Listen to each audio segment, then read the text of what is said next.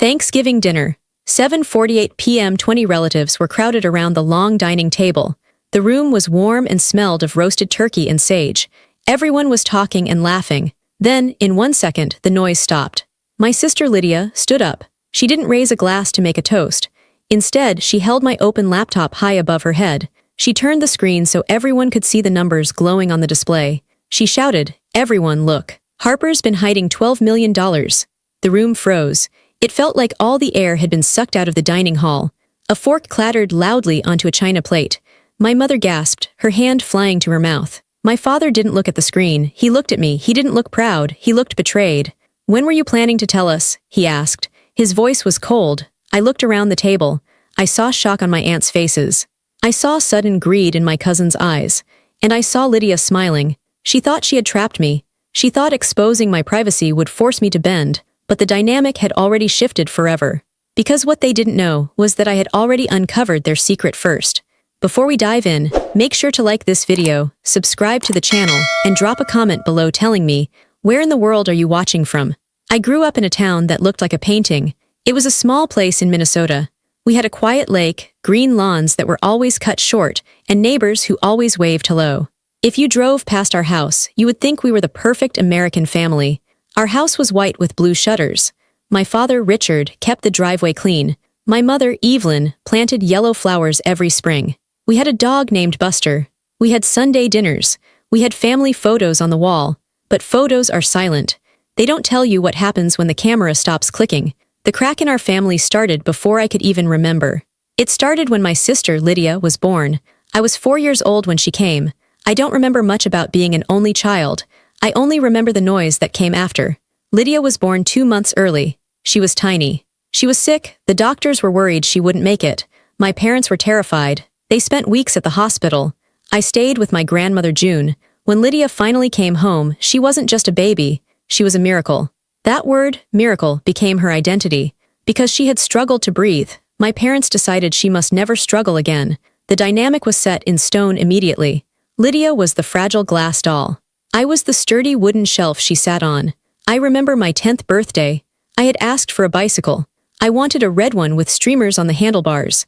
I had imagined riding it down the hill near the lake. When I came downstairs that morning, there was a cake. It was chocolate, my favorite. My mother hugged me. "Happy birthday, Harper," she said. Then Lydia started crying in the other room. She was 8 then. She had a small cough. It wasn't serious, just a cold. But my mother's face changed instantly. The smile vanished. The focus on me evaporated. "Oh, poor thing," Mom said, rushing away from me. "Richard, get the thermometer." My father followed her. I was left alone in the kitchen with my chocolate cake. I stood there for 10 minutes. I could hear them in the living room, cooing over Lydia, asking if her throat hurt, bringing her juice. I blew out my own candles. Later that afternoon, my dad came back in. He looked tired. "Harper," he said, "we can't do the bike thing today. Lydia isn't feeling up to watching you ride." "But I can ride it myself," I said. "Don't be selfish," he snapped. It was a direct hit. "Your sister is sick. We need to keep the house quiet." I learned a lesson that day. My needs were noise. Lydia's needs were essential. This pattern repeated every year. If I had a school play, Lydia had a stomach ache, so Mom stayed home with her. If I won a spelling bee, Lydia had a bad day at school, so we had to talk about her feelings instead of my trophy. I became background noise. I remember family photos the most clearly. Every year, we went to a studio at the mall. The photographer would pose us. "Okay, Mom and Dad in the back," he would say. "Lydia, you sit right in the center on the stool. Harper, you stand off to the side." Lydia always wore the brightest dress. She had a smile that demanded attention. I wore the hand-me-downs or the plain colors. In the final prints, the lighting always seemed to hit her face perfectly. I was often in the shadow. Lydia learned this power quickly. She learned that if she cried, the world stopped. If she wanted something, she just had to look sad. I learned the opposite. I learned that if I cried, I was being dramatic. If I wanted something, I was being demanding. So I stopped asking. I started making myself useful. I thought that if I couldn't be the miracle, I could be the helper. I did the dishes without being asked. I folded the laundry. I mowed the lawn because Dad had a bad back. I helped Lydia with her homework even when she was mean to me. I thought this would make them love me. I thought my mother would look at the clean kitchen and say, "Thank you, Harper. We appreciate you." But she never did. She expected it. One evening when I was 16, I cooked the entire Thanksgiving dinner because Mom had a migraine. I roasted the turkey. I mashed the potatoes. I set the table. When we sat down to eat, Dad took a bite of the turkey. "It's a little dry," he said. That was it. "No thank you, just a criticism." Then Lydia, who was 14 and had done nothing but watch TV all day, said, "I made the place cards." She had written our names on scraps of paper with a glitter pen. It took her 5 minutes. My mother beamed, her headache seemed to vanish. "Oh, Lydia, they are beautiful, you are so creative. Look, Richard, look at her handwriting." My father smiled at Lydia. "Beautiful, honey." I looked down at my plate. My hands were burned from the oven. My feet hurt from standing for 6 hours, and they were praising the paper scraps. I realized then that love in my family wasn't about what you did. It was about who you were. Lydia was the main character. I was the stagehand, but I didn't leave. I didn't scream. I just ate the dry turkey and cleared the table when everyone was done. I told myself that being useful was a form of love, even if they didn't say it back. I was wrong. Usefulness isn't love, it's just a commodity. And they were consuming me bit by bit. While Lydia collected praise, I collected discipline. High school was a lonely time for me. I didn't go to parties. I didn't have a large group of friends. I focused on the things I could control, my grades and my money. I got straight A's. Every semester, I brought home a report card that was perfect. My parents would sign it without looking closely. "That's good, Harper," Dad would say, his eyes already moving back to the television. The next minute, they would be celebrating Lydia getting a C+ on a history test because she tried so hard. They would take her out for ice cream to celebrate her effort. I got nothing for my excellence. I stopped showing them my grades. It didn't matter. When I was 16, I got a job. I worked at a small bakery downtown called the Flower Pot. It was run by a woman named Mrs. Parker. She was stern, with gray hair tied in a tight bun and hands covered in flour. She was the first adult who ever really saw me. I started as a dishwasher. I scrubbed pots that were caked with burnt dough. I mopped the floors. I never complained. I just worked. One day, Mrs. Parker was struggling with a large order of wedding cookies. She was short-staffed. "Harper," she barked, "wash your hands and get over here." I stepped up to the counter. She showed me how to ice the cookies. It required a steady hand and patience.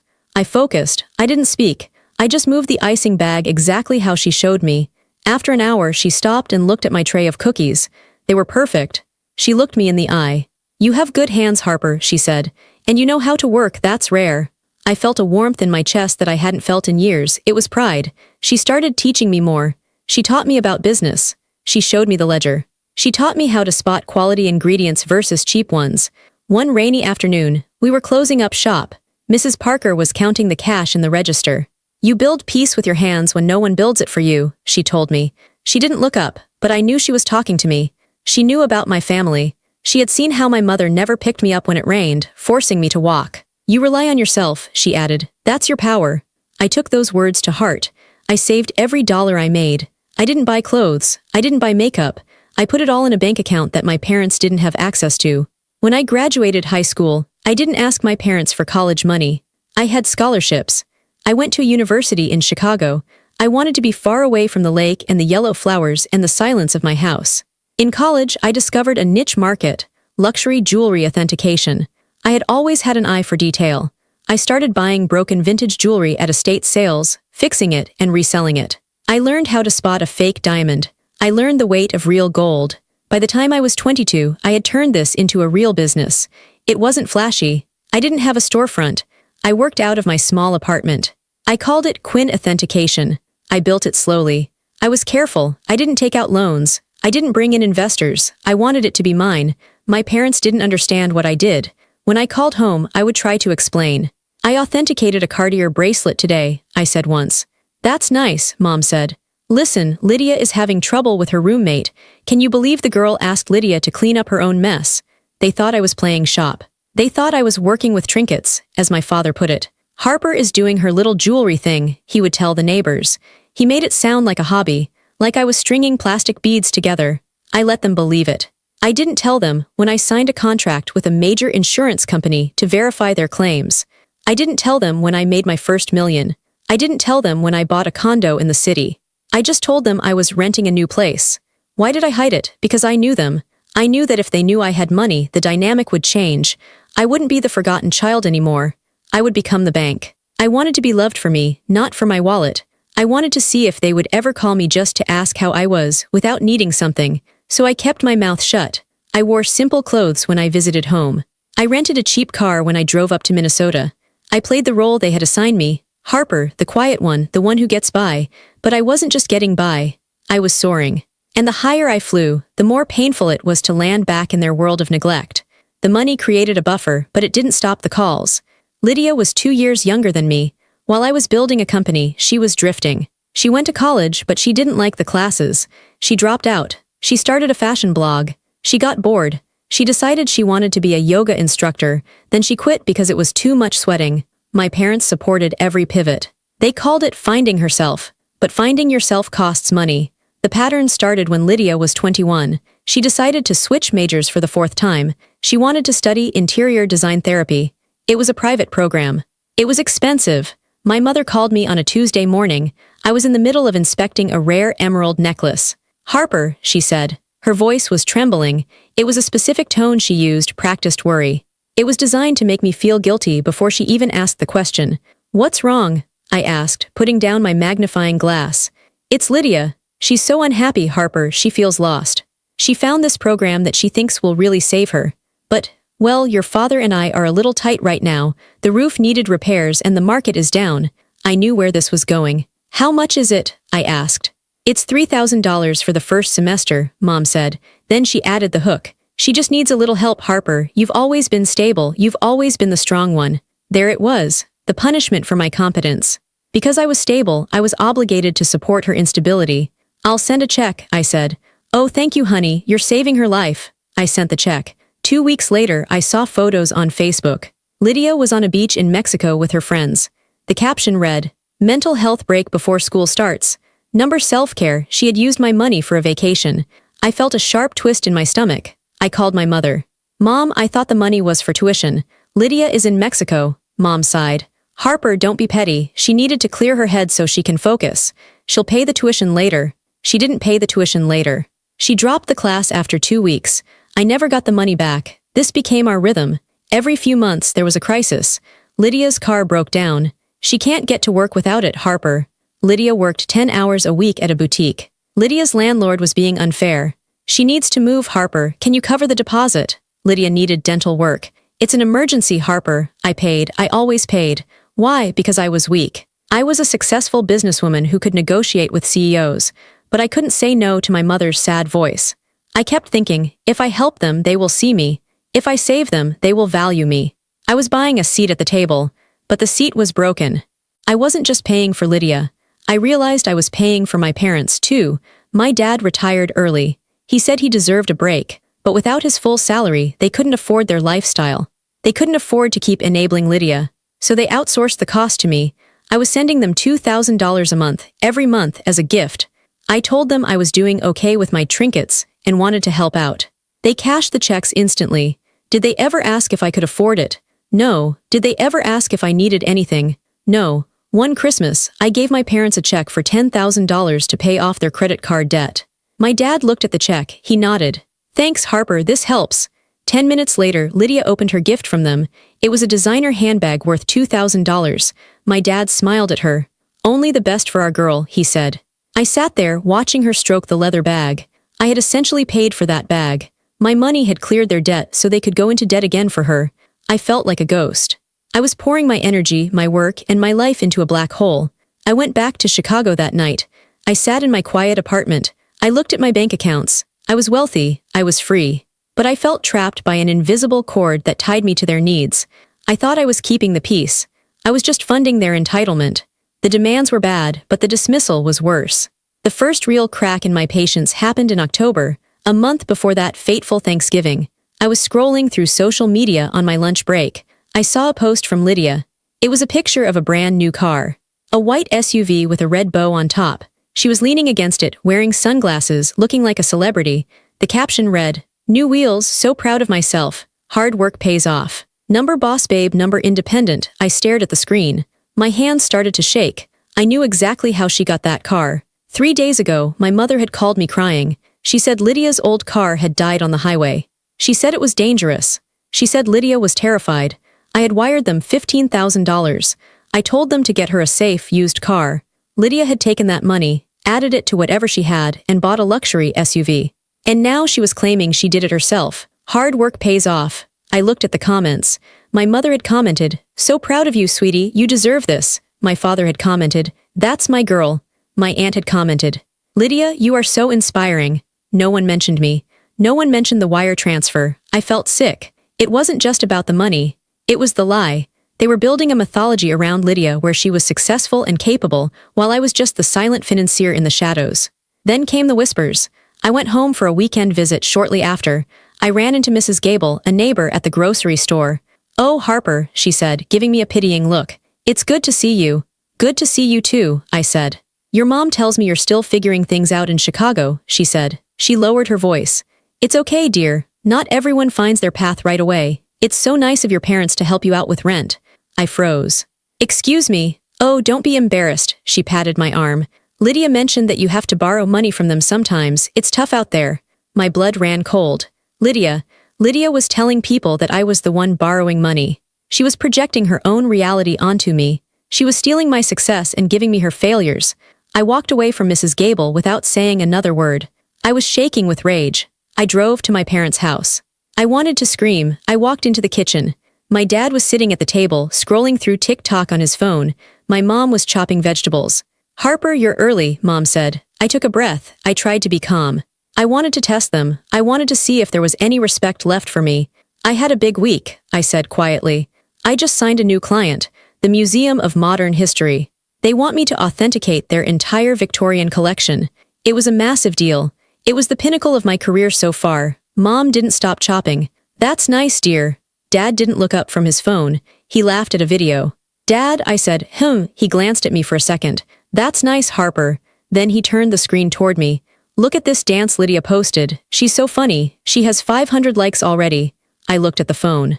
It was Lydia dancing in her kitchen. I looked at my father's face. He was beaming with pride over a 15-second video. He had completely ignored my career-defining news. That was the moment. It wasn't a loud explosion. It was a quiet click in my heart. I realized that no matter what I did, no matter how much money I made, no matter how much I helped them, I would never be Lydia. Silence wasn't respect. It was dismissal. They didn't see me. They only saw what I could give them. And now, Lydia was actively destroying my reputation to boost her own. I went upstairs to my old room. I sat on the bed. I didn't cry. I felt something else. I felt cold. I felt done. I made a plan. Thanksgiving was coming up. They had insisted it be at my lake house, the one they thought I was renting, but which I actually owned. I decided I would host. I would be the perfect daughter one last time. But I was going to stop the payments. I was going to cut the cord. I didn't know that Lydia was planning her own surprise. I didn't know she was going to force my hand. I thought I was in control. But as I prepared for that dinner, I was walking into a trap. The stage was set. The actors were ready. And the curtain was about to fall on our perfect family forever. That Thanksgiving was supposed to be perfect. That was my goal. If I made it perfect, maybe they wouldn't criticize me. If the turkey was moist and the house was warm, maybe they would just eat and smile. I was living in a beautiful lake house about 2 hours north of the city. I had told my parents I was renting it for the holiday. I lied. I had bought it cash 3 months prior. It was my sanctuary. It had tall windows looking out over the water, a stone fireplace, and a kitchen that I had designed myself. I spent 3 days preparing. I woke up at 5 o'clock a.m. on Thanksgiving morning. The house was quiet. The sun was just starting to turn the lake water gray. I went downstairs and started the coffee. I had a list on the counter. Turkey 22 pounds, check. Cranberry sauce homemade with orange zest, check. Stuffing Dad's favorite with sausage, check. Pumpkin pies baking now. I wanted to prove something. I wanted to show them that I could host a family event better than anyone. I cleaned the baseboards. I polished the silverware. I bought fresh flowers, hydrangeas and white roses, and placed them in the entryway. By noon, the house smelled amazing. It smelled like butter and herbs. My anxiety started to climb as the clock ticked toward 2 o'clock p.m. That was when they were supposed to arrive. At 2:15 p.m., I heard gravel crunching in the driveway. I looked out the window. My parents' car pulled in first. Then came Lydia's car, the white luxury SUV I had essentially paid for. I took a deep breath. Just be nice, Harper, I told myself. Just get through the day. I opened the front door. The cold air hit my face. Happy Thanksgiving, I called out, putting on my best smile. My mother climbed out of the car. She was holding a covered dish. She looked at the house, then at me. It's a bit far out, isn't it? She said. That was her first sentence. Not hello, just a complaint about the drive. It's quiet out here, Mom, I said. I hugged her. She felt stiff. Dad got out, stretching his back. Roads are bad, he grunted. Hey, Harper. Then Lydia got out. She was wearing a cream-colored coat that looked very expensive. She had a new boyfriend with her. His name was Todd. He looked young, maybe a bit lost. Hi, Harper, Lydia chirped. She breezed past me into the house without hugging me. God, I need a bathroom. I welcomed them in. I took their coats. This is a nice rental, Dad said, looking at the high ceilings. How much are they charging you for this? Seems like a waste of money for just a weekend. I bit my tongue. I got a good deal, Dad. Well, be careful, Mom added, wiping her feet aggressively on the mat. You don't want to overextend yourself. We can't bail you out if you can't make rent. I almost laughed. I had $12 million in the bank. They were worried about me making rent on a house I owned, but I said nothing. Come into the kitchen, I said. There are appetizers. The next 4 hours were a test of endurance. Lydia didn't help. She sat on a bar stool in the kitchen, drinking the expensive wine I had bought, and talking about her brand. I'm thinking of doing a lifestyle series, she told Mom. You know, showing people how to live elegantly on a budget. Mom nodded enthusiastically. That's brilliant, Lydia. You have such an eye for style. I was basting the turkey, sweating from the heat of the oven. Harper, Lydia said, swirling her wine. Do you have any vegan options? Todd is trying to cut down on meat. I looked at Todd. He was currently eating a sausage ball. I made a roasted vegetable salad, I said. Cool, Lydia said. She looked bored. So, Mom, I was thinking, for the series I need better lighting equipment. It's like an investment. I knew that tone. She was setting them up for an ask. How much is it? Mom asked softly. Like $2 grand, but it pays for itself once I get sponsors, Lydia said. Mom looked at me. She didn't say anything, but her eyes said it. Harper can help. I turned back to the sink. I started washing dishes loudly so I wouldn't have to hear it. Around 5:00 p.m., I realized I had left my specialized serving platter in my study upstairs. It was a home office I had set up. I usually kept the door locked, but today in the rush of cleaning I had left it slightly ajar. I'll be right back, I said. I need the big platter. I went to the stairs. I'll help, Lydia said. I froze. Lydia never helped. It's okay, I got it, I said. No, I need to stretch my legs, she insisted. She followed me up the stairs. I didn't want her in my space, but I couldn't stop her without making a scene. We got to the landing. My study was the second door on the right. Wait here, I said. It's messy. I went into the room. I grabbed the platter from the shelf. When I turned around, Lydia was standing in the doorway. She wasn't looking at me. She was looking at my desk. My laptop was open. I had been checking an urgent contract before they arrived. I had forgotten to close the browser tab. It was my banking dashboard. The screen was bright. The font was large. Total balance. $12,642,890. Lydia's eyes went wide. Her mouth opened. I moved quickly. Lydia, let's go downstairs. She didn't move. She stepped into the room. Is that real? She whispered. It's work stuff, I said, trying to block her view. It's client money. I manage accounts. It was a weak lie. My name was clearly at the top of the screen. Harper Quinn, primary savings. Lydia looked at me. Her expression changed. It went from shock to something colder. It was calculation. She smiled. It was a terrifying smile. Wow, she said softly. You've been busy. Lydia, please, I said. Don't say anything. It's complicated. I'll explain later. She looked at the laptop, then back at me. Okay, she said. Sure, let's go eat. She turned and walked out. My heart was hammering against my ribs. I closed the laptop. I should have locked it. I should have hidden it. I stood there for a minute, trying to calm down. She said she wouldn't say anything. Maybe she didn't understand what she saw. Maybe she thought it was a glitch. I grabbed the platter and went downstairs. Dinner was ready. Everyone was seated. I put the turkey on the table. It was perfectly golden. It looks dry, Dad said immediately. It looks fine, Richard, Mom said, but she was looking at Lydia. Lydia was quiet. She was staring at her plate, smiling that small, strange smile. Let's eat, I said. My voice was shaky. We passed the potatoes. We passed the gravy. Then Lydia stood up. She didn't have a glass in her hand. She had gone back upstairs while I was plating the turkey. I hadn't seen her go. She had my laptop in her hands. I felt the blood drain from my face. Lydia, what are you doing? I asked. She ignored me. She walked to the head of the table, right between Mom and Dad. She placed the laptop on the table, facing them. Everyone, she said loudly. Before we eat, I think we should all see what Harper has been hiding. She hit the spacebar to wake the screen. The numbers glowed in the candlelight. $12,642,890. Harper's a millionaire, Lydia shouted. A multimillionaire. The room went silent. It wasn't a peaceful silence. It was the silence of a bomb counting down. For 10 seconds, nobody moved. My mother stared at the screen. She blinked as if she couldn't read the numbers. She looked at the commas. She counted the zeros. My father put his fork down. It made a loud clink against the china. "What is this?" Dad asked. His voice was low. He looked at me not with pride but with suspicion. "It's my account," I said. I stayed seated. I kept my back straight. I knew there was no point in lying anymore. $12 million, Mom whispered, her voice cracked. "Harper, is this a joke? Did you win the lottery?" "No," I said. "I earned it. I've owned my business for 6 years. I told you I authenticated jewelry." "I didn't tell you the scale," Lydia laughed. It was a sharp, bitter sound. "She's been lying to us for years," Lydia yelled. She pointed a manicured finger at me. "Mom, remember when I couldn't pay my rent last year? Remember when I was crying in the kitchen?" Harper sat there and watched. She had $12 million and she let me cry over $800. My mother's face twisted. She looked at me with horror. "Is that true?" Mom asked. "You had this money, and you let us struggle." "I didn't let you struggle," I said calmly.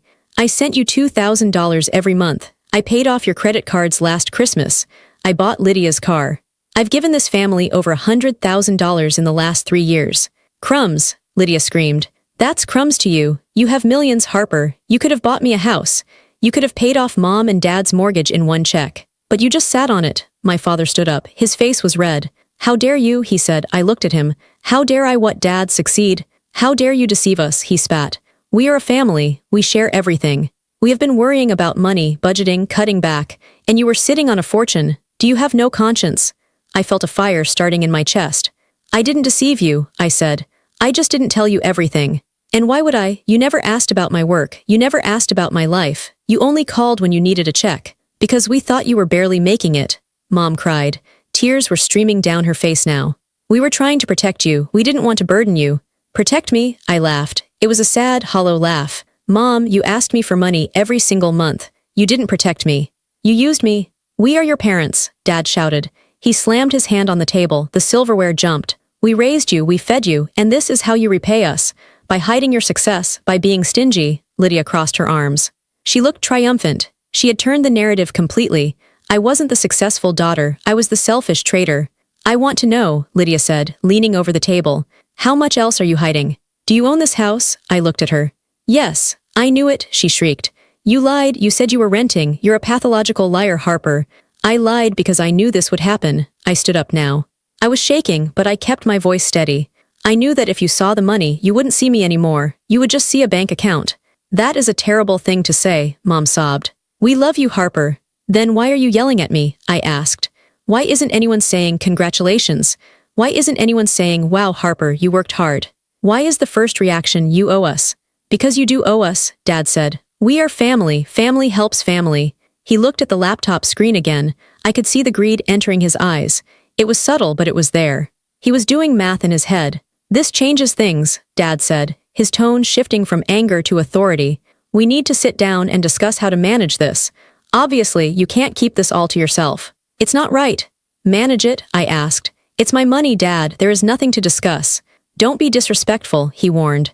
"Lydia needs stability. Your mother and I need to retire comfortably. We need to set up trust funds. We need to pay off the house debts." Lydia chimed in. "And I need seed money for my business. Real money, not the allowance you've been throwing at me." I looked at them. They were circling me like sharks. My aunt and uncle were watching, silent, eyes wide.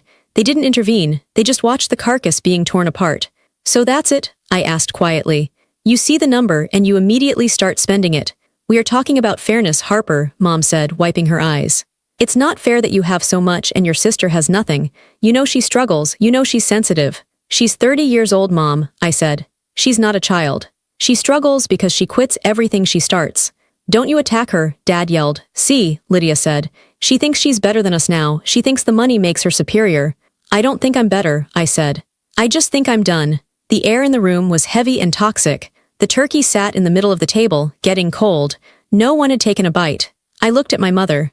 I looked for a trace of the woman who used to bake me birthday cakes. But all I saw was a woman who felt entitled to my labor. I looked at my father. I looked for the man who taught me to ride a bike, but I only saw a man who felt entitled to my obedience. And Lydia, she was just smiling. She had won, she had exposed me, she thought she had unlocked the vault. "Sit down, Harper," Dad ordered. "We are going to eat dinner, and then we are going to go over your finances. I want to see the statements."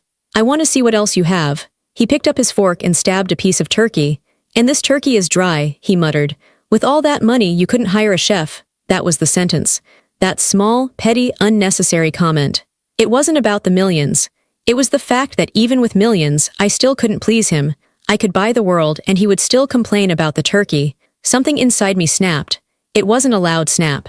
It was a quiet, final click, like a door locking. I didn't sit down. I reached across the table and closed the laptop. Hey, Lydia said. I wasn't done looking at that. Yes, you are, I said. I picked up the laptop and tucked it under my arm. Then I pulled my phone out of my pocket. What are you doing? Mom asked. She looked nervous now. My face must have changed. I wasn't the passive Harper anymore. You said family helps family, I said. You said family shares. Exactly, Dad said, chewing. So sit down and let's work this out. I agree, I said. But here is the thing, Dad. I have been sharing for 10 years. I have been the safety net. I have been the backup plan. And tonight you showed me that it meant nothing to you. I unlocked my phone. I opened my banking app. I have 3 recurring transfers set up, I said. I spoke clearly. My voice didn't shake. One to Mom and Dad household, $2,000 scheduled for the first of the month. I tapped the screen. Cancelled, I said. My mother gasped. Harper, what are you doing? One to Lydia Quinn rent support. $1,500 scheduled for the 5th. I tapped the screen. Cancelled, I said. Lydia jumped up. You can't do that. My rent is due next week. I spent my paycheck already. Not my problem, I said. And one to the credit card company for the family joint card, I continued. The one Lydia uses for her emergencies. I tapped the screen. Card frozen, account closed. Stop it, Dad shouted. He stood up and moved toward me. You are being a brat. You are throwing a tantrum. I'm not throwing a tantrum, I said. I'm setting a boundary. I looked him in the eye. He was taller than me, but I didn't feel small anymore. You said I don't need anything, I said. You told me, Harper, you've always been fine. You were right, I am fine, I am more than fine, I am wealthy, I am successful, and I am independent. You are selfish, Mom screamed. You are abandoning your family. No, I said. I'm stopping you from robbing me, not just of my money but of my life. You don't want a daughter, you want a sponsor. You will regret this, Dad threatened. His face was purple. If you walk out that door, don't you dare come back. You are cutting yourself off. I know, I said. That's the point. Lydia ran around the table. She grabbed my arm. Her nails dug into my skin. You have $12 million, she screeched. Give me the money, you owe me, I'm your sister. I looked down at her hand on my arm. Let go, I said calmly. No, give me the money. I pulled my arm away. I looked at her with pity. You're pathetic, Lydia, I said. You're 30 years old and you're fighting for an allowance. Build your own life. I'm done paying for yours. I turned to the guests. My aunts and cousins were staring at their plates, terrified. I'm sorry to ruin dinner, I said. Please enjoy the turkey, it's on the house, literally. I grabbed my purse from the counter. I had my car keys in my hand. Harper, wait, Mom cried. She ran to me, she grabbed my hands. Please. Don't do this, we're just shocked. We can talk about this, just don't cut the money, please, we rely on it. I looked at her hands holding mine. They were the same hands that used to brush my hair, but now they felt like handcuffs. You rely on it, I said softly. But you never relied on me, you never asked how I made it, you never cared. I care, she wept. No, Mom, I said. You care about the comfort I provide, there's a difference.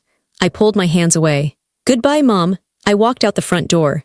Behind me I heard chaos. I heard Lydia screaming. I heard my father shouting my name. I heard a glass shatter. I walked to my car, my simple, rented sedan that I used to blend in. I got in, I locked the doors. I sat there for 5 seconds. I watched the house. I saw the silhouettes moving in the lighted windows. It looked like a play I wasn't part of anymore.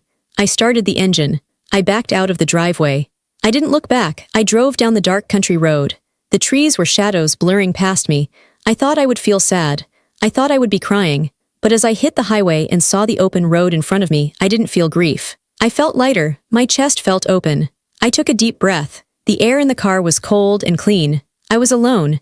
And for the first time in my life, being alone didn't feel like rejection. It felt like freedom. I drove for 3 hours. I didn't go back to my apartment in Chicago. I knew they would come there. They knew the address. Instead, I drove to a luxury hotel in downtown Minneapolis. I valeted the car. I walked into the lobby. It was gold and marble. It was quiet. I booked a suite.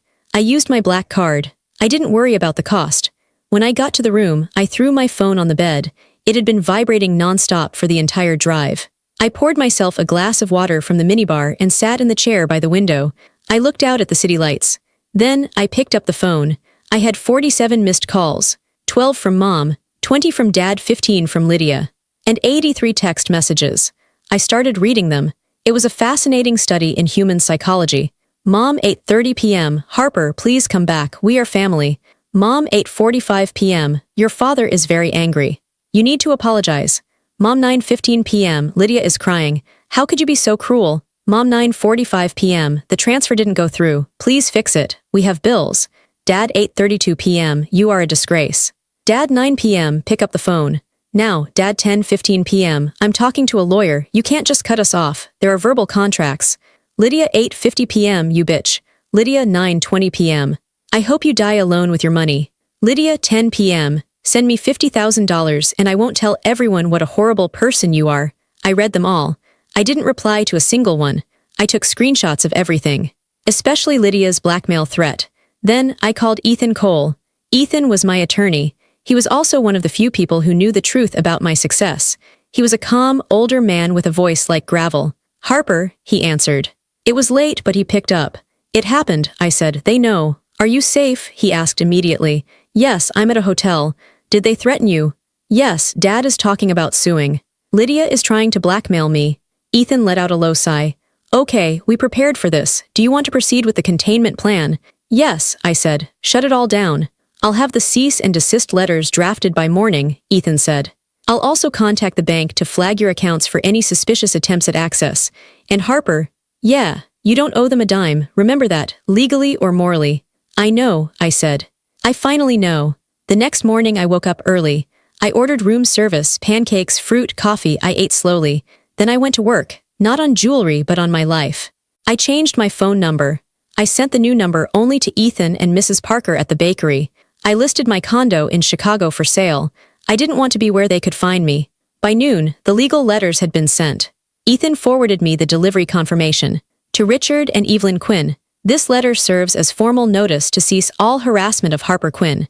Any further attempts to contact her, visit her property, or demand funds will be met with a restraining order. To Lydia Quinn, regarding your text message dated November 24th attempting to extort $50,000, this evidence has been preserved. Any further threats will result in immediate criminal reporting. It was harsh. It was cold, but it was necessary. The silence that followed was deafening. For the first few days, I felt phantom vibrations in my pocket. I expected the guilt trips.